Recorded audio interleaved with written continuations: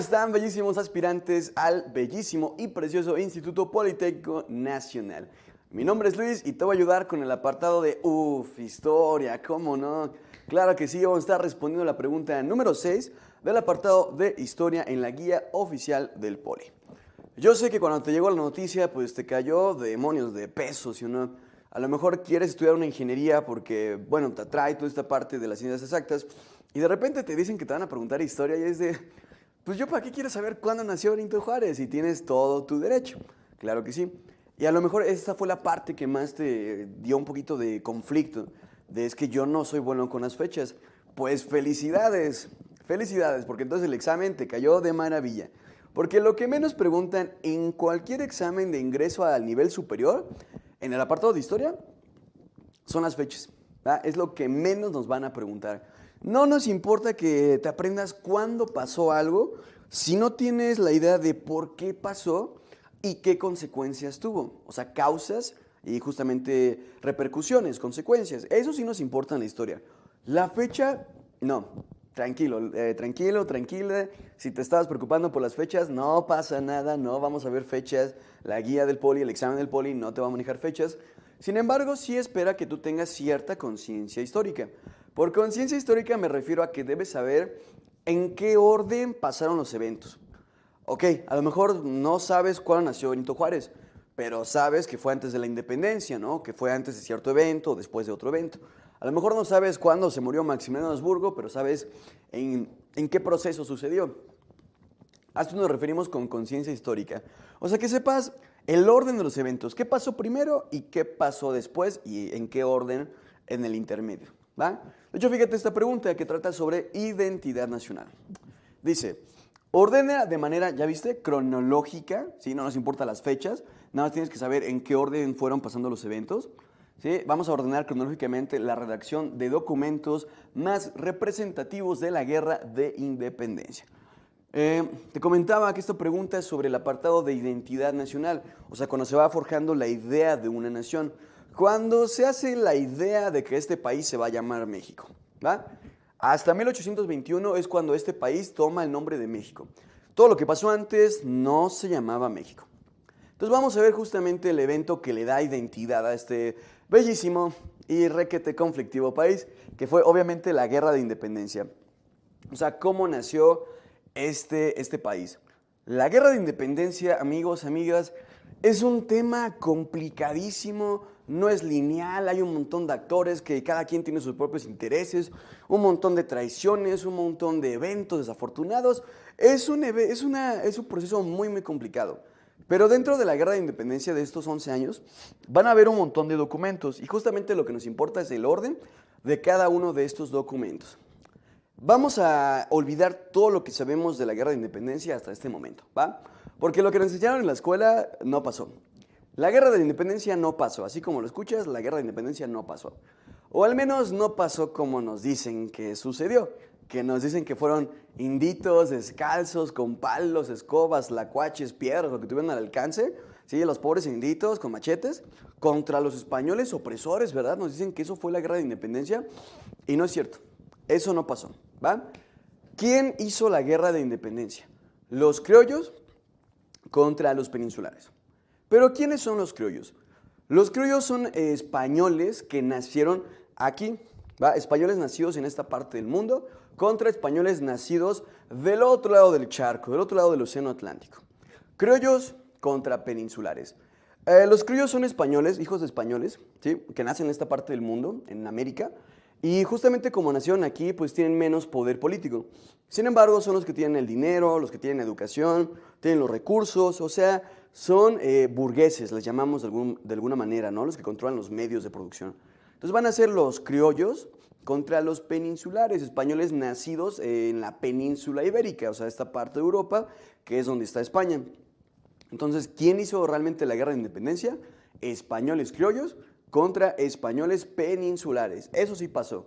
Y si no me crees, lo puedes buscar en el Acta de Independencia de México, las 15 firmas que aparece, todas las firmas, Agustín de Iturbide, Fray Matías de Monteagudo y todas las que van bajando, todas esas firmas son de personas criollas, ¿va? Entonces, ¿quiénes hacen la independencia? Son españoles nacidos aquí, que se liberan de los españoles peninsulares de esa parte de Europa, ¿verdad? Y justamente cuando hablamos de la independencia, la vamos a dividir en 4 grandes pedazotes, 4 etapas, que es iniciación, obviamente es la primera, organización, resistencia y consumación, o sea, el final. Bueno, de la independencia, ¿cuál es el personaje que más conocemos? O sea, cuando llega septiembre, cuando llega el olor al pozole, a la pólvora, todo el desastre, las calles llenas de basura, de gente teporocha, pues, ¿cuál es el personaje que siempre se nos viene a la cabeza? Pues justamente un personaje que tenía una cabezota, ¿no? De rodilla, que era el señor, pues, Miguel Hidalgo. Yo sé que Hidalgo el día de hoy está muy de moda criticarlo, que si era un delincuente, que si no era tan chido como nos decían. Yo sé que está muy de moda hablar mal de los personajes más importantes de México el día de hoy, pero hay que recordar que son seres humanos. Y los seres humanos, ¿cómo somos? Pues defectuosos. No te voy a mentir que Miguel Hidalgo tuvo muchos errores. Lo que sí tenía Miguel Hidalgo es que tenía mucho carisma. Era alguien carismático, o sea, las personas lo seguían. Era popular, y por popular me refiero no a que sea muy conocido. Popular no significa eso de, ay, soy popular, todos me conocen. Eso no significa popular, significa que eres, o más bien que el pueblo te apoya, ¿no? Popular de pueblo, que el pueblo te sigue. Y justamente lo que buscaba Miguel Hidalgo es que las clases más bajas lo apoyaran a él. O sea, los indígenas, los esclavos, los negros, sí, todas las personas de estas etnias, pues, de la clase social más baja, ¿va? Lo que busca justamente Miguel Hidalgo es eso, que lo apoyen, pues, las clases bajas, los que habían sido esclavos. Entonces, ¿cómo crees que Miguel Hidalgo busque el apoyo de la clase popular, de los esclavos? Pues justamente aboliendo la esclavitud. Entonces, por lo cual, Miguel Hidalgo va a ser el personaje más representativo de la primera etapa de la independencia, que es la iniciación, ¿va? Miguel Hidalgo hace la abolición de esclavitud, que fue lo primero que pasó aquí. Entonces ya sabemos que lo primero que pasó es el número 3, por eso descartamos la B y por eso descartamos la C. Pero ¿qué va a pasar con Hidalgo? Pues que justamente quiere añadirse a un montón de campesinos, de esclavos, de mineros. Y uno pensaría, bueno, como tengo muchas personas en mi ejército, pues mi ejército va a triunfar, ¿no? Porque entre más hombres tengo más soldados y entre mayor soldados, pues mejor mi ejército. Pues así no funciona la guerra. Lo que hizo Miguel Hidalgo es que en vez de un ejército, tenía una turba de personas que se querían vengar, de personas pues que no tenían ninguna formación militar, y por eso su ejército, que era tan numeroso, 100,000 insurgentes, eso es muchísimo, pues su ejército va a fracasar porque era tan grande que no pudo con su propio peso. Y eso se ve en la batalla del Puente Calderón, una batalla súper trágica en la cual los insurgentes van a ser derrotados y a Miguel Hidalgo pues lo van a traicionar. Que esto pasa siempre en la historia de México. Todos los grandes personajes de la historia de México pues tienen que ser traicionados. No triunfaste en esta historia de este país y no te traicionaron. Entonces, si ya te han traicionado en esta vida, felicidades, pasaste a las páginas de la historia. ¿Cómo lo van a traicionar a Miguel Hidalgo? Pues lo van a asesinar, le cortan la cabeza y le van a colgar ahí en la lóndiga de Granaditas por 11 años para que todos vieran lo que le había pasado al iniciador de este movimiento.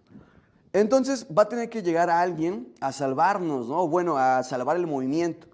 ¿Quién va a ser? Pues el Pavón, el José María Morelos y Pavón. Morelos, que es otro curita que va a venir a seguir el movimiento de Hidalgo, va a seguir con sus intenciones.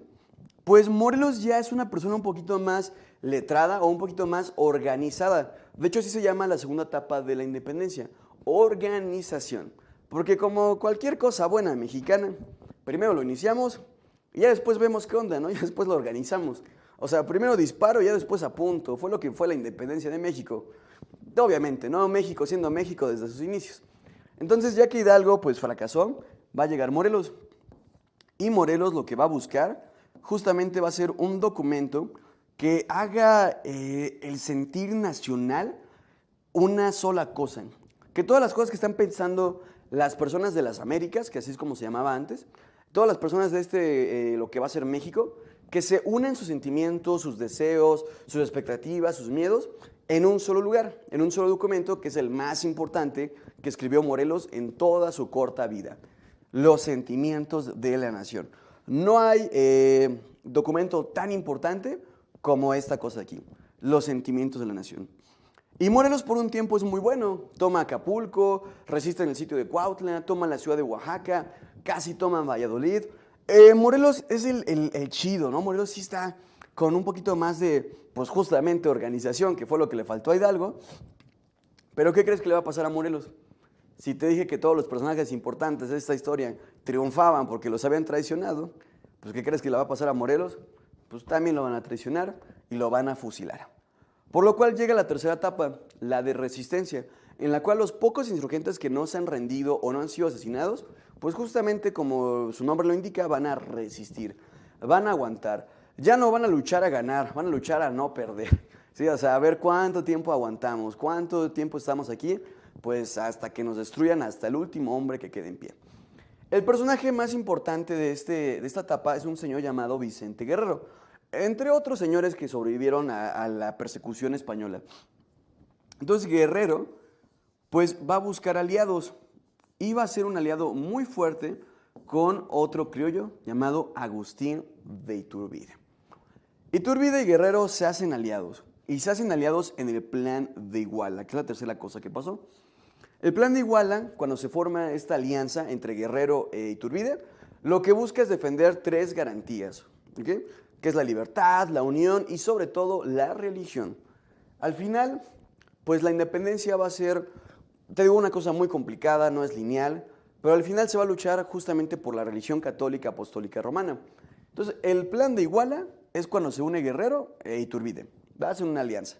Se dan el famosísimo agasajo de Acatempan, se dan su abrazote así bien servidote, y después ya van a independizar ahora sí este país con los tratados de Córdoba firmados el 24 de agosto de 1821. Yo sé que celebramos el 15, 16 de septiembre, que fue cuando inicia, pero realmente deberíamos celebrar el 24 de agosto, que es cuando ya se independiza México, y es la etapa de la consumación, la etapa final. Quien hace la última etapa justamente es Iturbide, ¿va? Estos son los cuatro personajes más importantes de la independencia de México. Primero quedamos que fue Hidalgo, pero pues las ideas no le fluían muy bien en su cabezota, nunca se preocupó por él, y después va a llegar Morelos, que como todo el tiempo llevaba su palacate y sufría de jaquecas, pues tampoco le dio cabeza para el movimiento. Ya después Guerrero intenta resistir un poquito, a ver cuánto tiempo aguanto, y finalmente va a llegar Iturbide a independizar México, ¿va? Realmente quien hace la independencia de México, quien hace que este país nazca, quien crea el imperio mexicano, es Agustín Iturbide. Entonces, ¿cuál es la respuesta correcta? Quedamos que primero fue la abolición de esclavitud, ok, cierto. Después fueron los sentimientos de la nación, claro. Y después fue justamente esta parte de aquí, ¿no? Que es el Plan de Iguala y después los tratados de Córdoba. Como te puedes dar cuenta, pues justamente en la guía del Poli, pues te está marcando que te das cuenta que la opción A y la opción D es exactamente la misma, ¿verdad? Entonces, si pusiste A o D, está perfecto, ¿va? La guía del Poli, en el apartado de historia, es muy, muy nueva. De hecho, si la revisas, no hay bibliografía. Entonces, no sabemos de dónde está sacando su información el Politécnico para hacer las preguntas de historia. Entonces, no te espantes si sientes que hay algunas cosas como que no cuadran. Eso es un error muy común que a veces les pasa, que ponen exactamente el mismo inciso, ¿verdad? Entonces, tanto la A como la D es la respuesta correcta, ¿va? Lo importante es que tengas esta conciencia cronológica de los eventos. Entonces, amigos, amigas, esa es la respuesta correcta de la pregunta número 6. Por favor, no dejes de seguirnos en nuestras redes sociales para que sigas viendo cómo respondemos la guía del Poli. Y justamente para eventos como estos, pues que tú estés un poquito más preparado o preparada. ¿De acuerdo? Nos vemos en la siguiente pregunta. Muchísimo éxito. Adiós.